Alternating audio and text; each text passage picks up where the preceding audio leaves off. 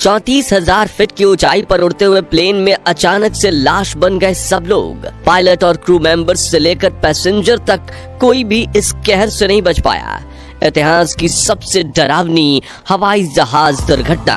दोस्तों, हवाई जहाज को दुनिया का सबसे सेफ ट्रांसपोर्ट सिस्टम माना जाता है। आप साइकिल चलाते हुए भले ही मौत का शिकार हो जाएं, लेकिन हवाई जहाज में दुर्घटना होने के चांसेस ना के बराबर होते हैं। फिर भी कई बार कुछ लोगों की गलतियां या लापरवाही से हवाई जहाज भी एक्सीडेंट का शिकार हो जाते हैं, और जब ऐसा होता है तो फिर लाशों के ढेर लगते हैं। साथ ही एक हैरान करने वाली प्लेन क्रैश इंसिडेंट की कहानी हम आज आपको सुनाने वाले हैं, जिसने पूरी दुनिया को सकते में डाल दिया था। ये दुर्घटना किसी गलती से हुई, और ऐसा क्या हुआ कि इन लोगों ने जमीन से 34,000 फीट की ऊंचाई पर ही दम तोड़ दिया। जानने के लिए वीडियो को अंत तक जरूर देखिएगा। दोस्तों, ये बात है आज से 18 साल पुरानी। 14 अगस्त 2005 का ये दिन था, और सुबह के समय हेलियोस फ्लाइट 522 साइप्रस के लांक्रा इंटरनेशनल एयरपोर्ट से ग्रीस के एथेंस इंटरनेशनल एयरपोर्ट के लिए उड़ान की तैयारी कर रही थी। सब कुछ बिल्कुल ठीक और नॉर्मल था, जिसके बाद सुबह 9:07 पर इस फ्लाइट ने टेक ऑफ किया। इस प्लेन के अंदर 115 पैसेंजर्स और 6 क्रू मेंबर्स सहित कुल 121 लोग सवार थे। प्लेन के पायलट हांस जुर्गेन मार्टिन को 16,900 फ्लाइट आवर्स को और को पायलट पैम्पोस कार्ला लैम्बोस को 7,549 फ्लाइट आवर्स का अनुभव था। मतलब दोनों ही पायलट काफी अनुभवी थे। इसके अलावा फ्लाइट अटेंडेंट की कमान एंड्रेसा पार्डोमोउ ने संभाली हुई थी। उड़ान भरने के महज 5 मिनट बाद ही जब प्लेन 12,040 फीट यानी कि 3.5 किलोमीटर की ऊंचाई पर था, तो अचानक इसमें से एक इमरजेंसी अलार्म बजना शुरू हो गया। पायलट ने जब चेक किया तो पता चला कि ये take off configuration warning alarm था।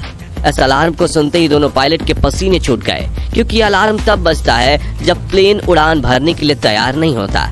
अब ये 12,000 फीट ऊंचाई पर क्यों बज रहा था, इसका दोनों पायलट को कोई अंदाजा नहीं था। ऐसे सिचुएशन में पायलट ने ATC यानी कि एयर ट्रैफिक कंट्रोल से संपर्क करना ही बेहतर समझा। मगर पायलट अभी ATC को अपनी प्रॉब्लम बता ही रहे थे, तभी कॉकपिट में मौजूद दूसरे कई सारे अलार्म्स एक साथ बजने लगे, और इनका शोर इतना ज्यादा बढ़ गया कि ATC को पायलट की आवाज आना ही बंद हो गई। हर बीतते मिनट के साथ पायलट्स की दिक्कत बढ़ती ही जा रही थी।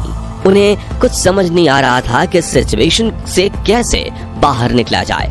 प्लेन में अफरा तफरी मची हुई थी, क्योंकि लोगों को सांस लेने में दिक्कत हो गई थी, और प्लेन में लगे ऑक्सीजन मास्क भी बाहर आ चुके थे। इस समय प्लेन करीब 5 किलोमीटर की ऊंचाई पर था। पायलट लगातार ATC से मदद मांगने की कोशिश कर रहे थे, लेकिन कुछ ही देर में इनका ATC से कनेक्शन भी पूरी तरह से टूट गया। अब प्लेन लगातार ऊपर की तरफ बढ़ रहा था। 9:23 पर यह 10 किलोमीटर से अधिक की ऊंचाई पर पहुंच चुका था। इसके बाद 9:37 पर इस प्लेन ने एथेंस के फ्लाइट इंफॉर्मेशन रीजन में एंटर कर दिया। 10:12 से 10:50 तक एथेंस का ATC इस प्लेन से संपर्क बनाने की कोशिश करता रहा, लेकिन उन्हें प्लेन की तरफ से कोई रिस्पांस नहीं मिला। आमतौर पर इस फ्लाइट को 1 घंटे 45 मिनट का समय लगता था, यानी 10:45 तक इसे एथेंस एयरपोर्ट पर पहुंच जाना चाहिए था, लेकिन आसमान में इसका कोई अता पता नहीं था। हालांकि इस गंभीरता को देखते हुए एथेंस के अधिकारियों ने अपने 2 F-16 फाइटर जेट इस एरोप्लेन की खोज करने के लिए तुरंत रवाना कर दिए, और कुछ ही देर में इन फाइटर जेट्स ने हेलोइस फ्लाइट 522 को ढूंढ भी लिया। लेकिन फाइटर जेट्स के पायलट ये देखकर हैरान रह गए कि प्लेन के इतना करीब होने के बावजूद भी पैसेंजर से लेकर पायलट तक किसी ने एक बार भी उनकी तरफ मुड़कर नहीं देखा। सब लोग प्लेन में बस मुंह लटकाए हुए बैठे थे। इतने में करीब 11:49 पर इन्होंने देखा कि प्लेन के कॉकपिट में कोई शख्स है जो इस प्लेन को कंट्रोल करने की कोशिश कर रहा है। फाइटर जेट्स के पायलट ने इस शख्स से बात करने की कोशिश की, लेकिन कोई संपर्क न होने की वजह से यह मुमकिन नहीं हो पाया। तभी करीब 1 मिनट बाद यानी 11:50 पर प्लेन का एक और इंजन फेल हो गया और प्लेन उस तरफ से झुककर तेजी से नीचे की ओर गिरने लगा। अभी कुछ ही मिनट बीते थे कि 12 बजे प्लेन का दूसरा इंजन भी बंद हो गया। साथ ही फाइटर जेट की रेस्क्यू टीम के देखते ही देखते ये प्लेन और भी ज्यादा तेज रफ्तार से नीचे की तरफ आने लगा। पायलट सीट पर बैठे उस शख्स ने इसे कंट्रोल करने की हर संभव कोशिश की, लेकिन 12:04 पर यह प्लेन ग्रामाटिको की पहाड़ियों में क्रैश हो गया। इसमें बैठे सभी 121 लोगों की मौके पर ही मौत हो गई। घटना की साइट पर रेस्क्यू ऑपरेशन भेजा गया और सभी डेड बॉडीज को प्लेन से निकाला गया। इन मृतकों के शरीर का जब पोस्टमार्टम किया गया तो उससे एक ऐसी चौंकाने वाली बात सामने आई जिससे सबके होश उड़ गए। दरअसल डॉक्टर्स ने बताया कि प्लेन में मौजूद पायलट समेत लगभग सभी लोग इसके क्रैश होने से पहले ही मर चुके थे।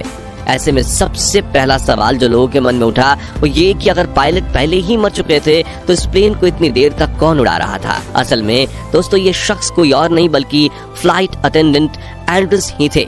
एंड्रस कोई एक्सपर्ट पायलट तो नहीं थे, हाँ, लेकिन जब प्लेन क्रैश हो रहा था तो वो इसे घनी आबादी वाले इलाके से दूर ले जाने में सफल रहे। मगर अभी भी इस हादसे की मुख्य जड़ तक पहुंचना बाकी था और वो ये कि इतने सारे लोग आखिर अचानक से अपनी सीट पर बैठे ही कैसे मर गए। इस क्रैश की छानबीन पूरे जोर शोर से चल रही थी। तब इस केस के इन्वेस्टिगेशन पर काम कर रहे एक ऑफिसर की नजर कंट्रोल पैनल में मौजूद एक ऐसे बटन पर पड़ी जिसे देख ऑफिसर अपना सर पकड़ चुका था। ये बटन प्लेन में प्रेशर को सेट करने का काम करता है। इस बटन को देखते ही ऑफिसर को पूरी कहानी समझ आ गई। असल में ये बटन प्लेन के अंदर हवा के प्रेशर को कंट्रोल करने का काम करता है। आमतौर पर ये बटन ऑटो मोड पर ही रहता है, लेकिन यहाँ पर ये बटन ऑटो की जगह मैनुअल पर सेट था। असल में हुआ क्या कि इस फ्लाइट के एक दिन पहले जब ये जहाज अपनी रूटीन सर्विस पर गया तो वहाँ के टेक्नीशियन ने गलती से इस बटन को मैनुअल मोड पर करके छोड़ दिया। ऐसे में जब फ्लाइट ने टेक ऑफ किया तो प्लेन के अंदर ऑक्सीजन का लेवल बहुत तेजी से कम होने लगा। ऑक्सीजन कम होने पर पायलट का दिमाग भी ठीक से काम नहीं कर रहा था, इसलिए इनका ध्यान इस बटन की तरफ गया ही नहीं। प्लेन में मौजूद यात्रियों ने तो ऑक्सीजन मास्क लगा लिए, लेकिन कॉकपिट में ऑक्सीजन मास्क अपने आप बाहर नहीं आते, जिसके चलते पायलट पहले बेहोश हुए और कुछ ही देर में उनकी मौत हो गई। इसके अलावा पैसेंजर्स भी ज्यादा देर तक सरवाइव नहीं कर पाए क्योंकि ऑक्सीजन मास्क सिर्फ 12 मिनट की ही ऑक्सीजन सप्लाई दे सकता है। यानी लोगों ने फ्लाइट के अंदर घुट-घुट कर दम तोड़ा था। इस पूरी फ्लाइट में बस एक ही शख्स जिंदा बचे थे और वो थे फ्लाइट अटेंडेंट एंड्रस। वो भी इसलिए क्योंकि एंड्रस एक स्कूबा डाइवर थे, जिससे वो लंबे समय तक सांस रोकने में माहिर थे। एंड्रस अपनी आखिरी सांस तक प्लेन को कंट्रोल करने में जुटे रहे, लेकिन दोनों इंजन फेल होने की वजह से प्लेन पूरी तरह से बेकाबू होकर पहाड़ियों में क्रैश हो गया और जिस किसी पैसेंजर्स में थोड़ी बहुत सांस बाकी थी वो भी मौत का शिकार बन गए। ये एविएशन इंडस्ट्री में हुए अब तक के सबसे रेयर और दुखद प्लेन हादसों में से एक था। इस क्रैश के लगभग 15 महीनों बाद ग्रीस के इन्वेस्टिगेशन ऑफिसर ने इसकी फाइनल रिपोर्ट पब्लिश की, जिसमें इस घटना का जिम्मेदार सिर्फ और सिर्फ उस प्रेशर सेट करने वाले बटन को बताया गया। वैसे दोस्तों आपको क्या लगता है, इस घटना का जिम्मेदार सिर्फ वो बटन ही था या फिर कोई और इंसान? अपना जवाब कमेंट के माध्यम से जरूर शेयर कीजिएगा। बाकी हमारी आज की वीडियो में बस इतना ही।